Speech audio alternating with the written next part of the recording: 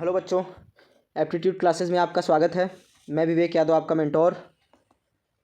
आज हम business studies का चैप्टर 1 का एक बहुत ही इंपॉर्टेंट टॉपिक पढ़ने जा रहे हैं, history of trade and commerce. ठीक है, आज हम क्या पढ़ेंगे? History of trade and commerce. इसके कॉन्सेप्ट्स के बारे में आज हम जानेंगे। ये चैप्टर 2 सेक्शंस में डिवाइड है। पहले में history of trade and commerce है, दूसरे में concept, nature and purpose of business. तो आज हम खाली सेक्शन 1 का जो टॉपिक रहेगा वो वही हम बनाएंगे, उसके अलावा कुछ नहीं बनाएंगे। ठीक है बच्चों, तो ट्रेड और कॉमर्स आज के टाइम पे जितना डेवलप्ड है, ये सब एक दिन में नहीं हुआ। इसका मतलब क्या है कि ये सब हज़ारों साल पहले से ही चला आ रहा है। ठीक है, तो अब इसमें हम पहले बात करते हैं, इसमें हम बात करेंगे बार्टर सिस्टम की। इसमें किसकी बात करेंगे? बार्टर सिस्टम की बात करेंगे। बार्टर सिस्टम होता क्या है? पुराने ज़माने में जब पैसा नहीं होता था, लोग गुड्स के बदले गुड्स एक्सचेंज करते थे। फॉर एग्जांपल, एक आदमी के पास गेहूं है जिसे हम वीट कहते हैं, तो वो जो है गेहूं दूसरे आदमी को देता था और उसके बदले कुछ ना कुछ लेता था। जैसे कि इसके पास एक आदमी ये है जिसके पास, जैसे कोई पर्सन ए है और ये कोई पर्सन बी है, तो बी जो है जिसके पास वीट होता था वो ए को वीट देता था, ये वीट इसको देता था। फिर ए के पास क्लॉथ होता था तो क्लॉथ वो बी को देता था। ठीक है, तो ऐसे एक्सचेंज करके पहले काम चलता था। ठीक है, लेकिन बार्टर सिस्टम में प्रॉब्लम थी। जैसे डबल कोइंसिडेंस ऑफ वांट हो गया, गुड्स को स्टोर करना मुश्किल हो जाता था। गुड्स को कैसे स्टोर करें, क्योंकि हम कोई चीज़ अगर किसी को दे रहे हैं, मेरे जो सामान की मात्रा है वो कम है लेकिन दूसरे की जो डेंसिटी वो बहुत ही ज़्यादा है, तो उसमें बहुत बड़ी प्रॉब्लम आती थी। इस प्रॉब्लम को सॉल्व करने के लिए मनी का इनोवेशन हुआ। धीरे धीरे कॉइन्स आया। ठीक है, पहले सोने के सिक्के, तांबे के सिक्के, ये सारी चीज़ें धीरे धीरे आई। फिर पेपर करेंसी में आ गया, फिर पेपर करेंसी आई। ठीक है, तो इस तरीके से जो बार्टर सिस्टम का ग्रोथ है वो धीरे धीरे जो है सामान से पैसों में कन्वर्ट हुआ। अब हम क्या करते थे, मनी के आने से ट्रेड इजी हो गया। सबसे अच्छी बात ये थी क्योंकि अब गुड्स के बदले पैसे दिया जा सकता था। इंडिया का ट्रेड हिस्ट्री बहुत ही रिच रहा है, आपको मैं बता दूं, बहुत ही ज़्यादा रिच रहा है। Indian silk, spices, cotton, precious stone के लिए दुनिया भर में फेमस था इंडिया। ठीक है, अब इंडियस वैली सिविलाइजेशन के टाइम पर भी फॉरेन ट्रेड होता था। इंडिया का ट्रेड रोम, चाइना और मिडल ईस्ट से था। ठीक है, और इसके लैंड रूट जो थे वो सी रूट्स थे, दोनों, मतलब लैंड रूट्स भी थे और सी रूट्स भी थे, दोनों का यूज़ होता था। सिल्क रूट का फेमस ट्रेड था ये। ठीक है, ट्रेड के साथ साथ कॉमर्स का भी डेवलप हुआ। कॉमर्स का मतलब होता है ट्रेड को सपोर्ट करना। कॉमर्स का मेन मतलब होता है ट्रेड को सपोर्ट करना। मैंने अपने इंट्रो वीडियो में बताया था, इसके पहले आप वो इंट्रो वीडियो भी देख लीजिएगा तो इस वीडियो को देखने में काफ़ी हेल्प होगी। ट्रांसपोर्ट का डेवलपमेंट हुआ, जैसे शिप्स हो गई, जहाज, बुल्क कार्ट, बैलगाड़ी।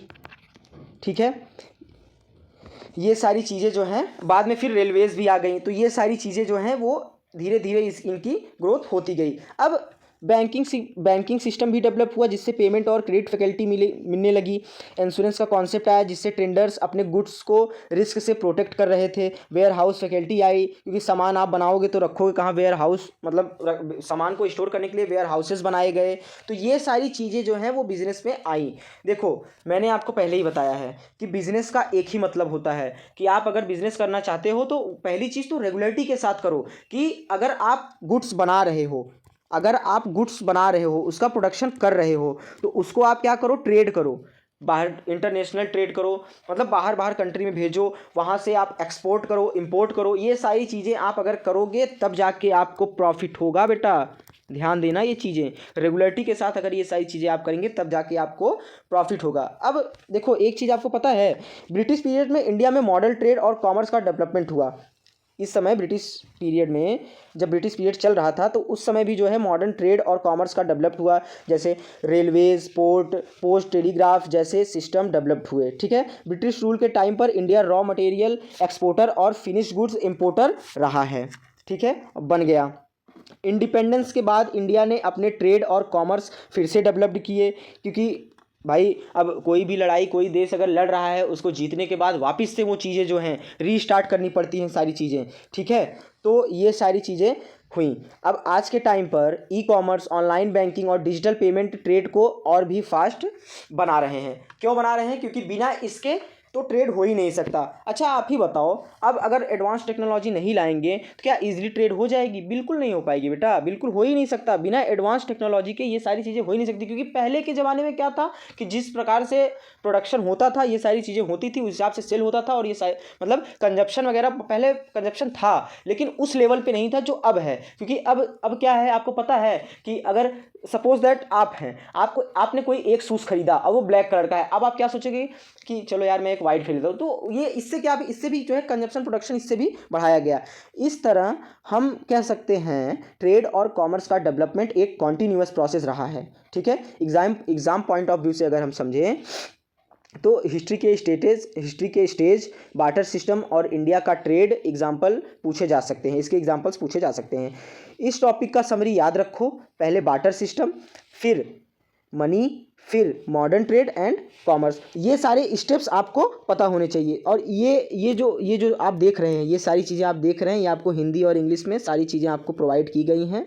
ठीक है, तो ये सारी चीज़ें मैंने समझा दी हैं, PDF है, आप स्क्रीनशॉट ले लीजिएगा। बाकी कल हम बात करेंगे अपने टॉपिक में इंडोजीनस बैंकिंग सिस्टम क्या होता है, और उसके आगे के टॉपिक्स को हम कंटिन्यू करेंगे। तो हमारे वीडियो को लाइक करिए, सब्सक्राइब करिए और बेल आइकन ज़रूर रखिए, क्योंकि अगर हम वीडियो आप अपलोड करेंगे तो आपके पास नोटिफिकेशन पहुंच जाएगी। तो बच्चों ध्यान देना, एग्ज़ाम के पॉइंट ऑफ व्यू से ये सारी चीज़ें बहुत ही हेल्प करेंगी आपको, ये समझ लेना, मैं आपको बता दे रहा हूँ। ठीक है, okay bye, see you guys.